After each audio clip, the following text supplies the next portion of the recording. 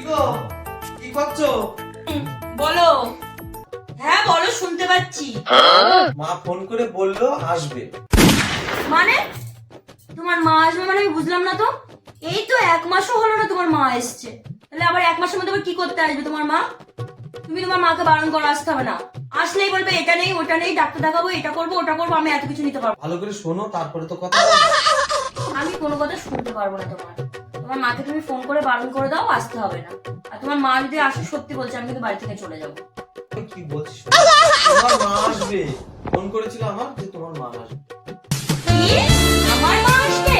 তো আগে বলতে হয় না যে তুমি বললে মা আসবে, তো আমি কি করে বুঝবো যে কে আসবে? আচ্ছা। তুমি এক কাজ করো, আমার ঠিক মাকে है। আবার ফোন করে বলো কালকে समझ गया। আসতে। কারণ মা আগে नहीं, मैं गाली नहीं दे सकता। गाली नहीं देना। फैमिली फैमिली देखती है, वरना मैं ऐसे ऐसे गाली दूं, ऐसे ऐसे गाली दूं ना, जिंदगी भर याद रखें ये बड़े भाई। ফোন করো, এটিএম দেবো। আর আমার কথাগুলো তো তুমি শুনলেই না। টাকা তুলতে যাবে তুমি, এটিএমটা বের করে দেবো। এতক্ষণ আমি কি বলছিলাম? আরে বাবা, তা তুমি তো বলবে যে আমার মা আসবে, তুমি এমন করে বলছো তো আমি বুঝতে না পেরেই তো আমি বলেছি কথাটা।